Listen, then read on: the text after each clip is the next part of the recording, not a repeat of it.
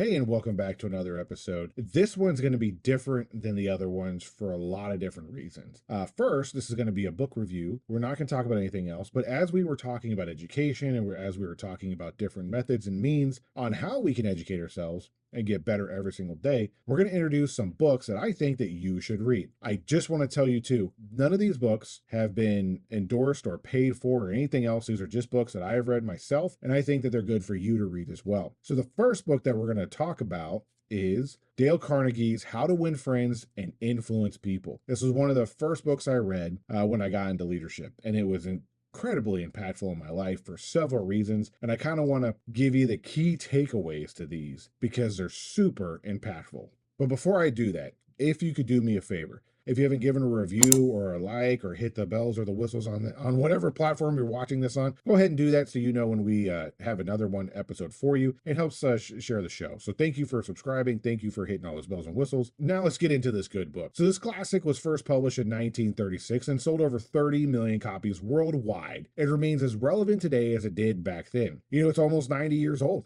And there's a lot of things in this book that I think we missed the boat on today. And I want to break down the book's core principles into 5 different areas where I think that you could benefit from it. So the first thing this book talks about is don't criticize, don't condemn, or complain. We all work with people who are constantly criticizing, complaining, or condemning other people. It's never fun to work around those people. And Carnegie starts with a powerful reminder that criticism rarely inspires change. In fact, it often leads to defensiveness and resentment. And people are far more likely to respond to encouragement and understanding than to harsh judgment. So the first key takeaway that I learned from this book was that we have to be more understanding and we have to seek understanding everything that we do. And we need to encourage everybody instead of criticizing and condemning or complaining about our situations. You know, if you find yourself in a situation and you're like, this is really, really tough, well, roll up your sleeves and get to work. It's that simple. And as leaders, we need to foster an environment of trust and collaboration and focus on solutions rather than assigning blame and judgment. And so that's one of the first key principles that we learned in this book. The second key principle is to give honest and sincere appreciation. All too often, I believe this gets overlooked today. In today's realm of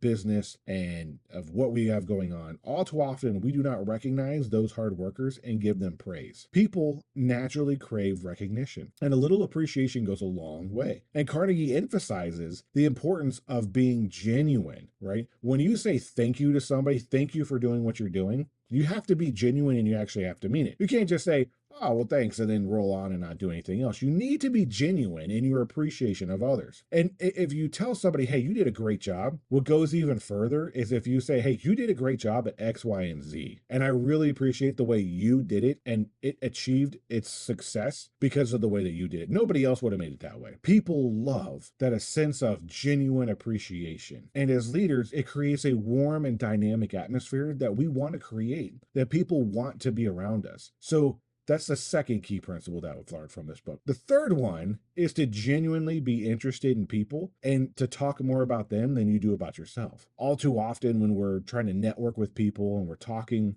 we like to share a lot about ourselves. And some people to the point where, oh, look how important I am that you need to talk to me. Instead of taking the stance of, oh, how important are you that we get to talk? I want to know more about you. I really genuinely care about you. Hey, tell me about your family. Tell me about your kids. Tell me about your wife. Tell me about your dog. Hey, do you have a boat that you go out on the weekend on? Hey, I saw that you have a truck. Do you have a trailer that you do with that? Do you go camping on the weekends? Hey, you had a birthday coming up, right? When's your birthday? And actually know those things and genuinely have a meaningful conversation with people, because that also fosters genuine relationships. We want to develop a relationship with people where it's beyond the superficial, where it's we genuinely care about people and we're genuinely interested in them. And then when we talk to them, we need to talk to other people in personal interests, right? So Carnegie reminds us that people are naturally most interested in themselves and what matters to them. And we talked about that before. And if you want to persuade or influence people, you have to frame your message in terms of their priorities and not yours. So when we're trying to influence people to do things that we want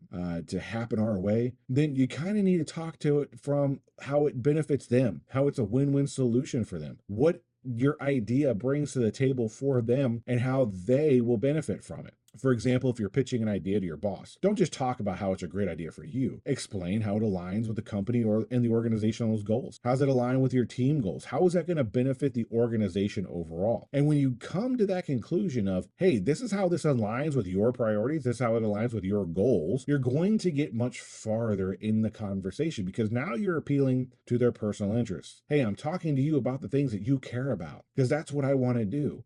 I recently watched a video the other day, and Myron was on it, and he was saying, hey, he goes, when people ask me, what do you sell? I ask, well, what are you interested in? I only want to sell what you want to buy. If you don't want to buy it, I don't want to sell it. And this is the same principle, right? We want to talk to people in terms of how it relates to them. What are their goals? What are their interests? What's in it for them? And this can be a game changer when you're trying to talk to people and you work on goals and you're trying to like negotiate something or in sales, definitely in leadership. And it's not about manipulation. It's about empathy and alignment with their values and their goals. So that way you can achieve a win-win solution. And the fifth principle that I learned from this book is to let other people feel the idea is theirs.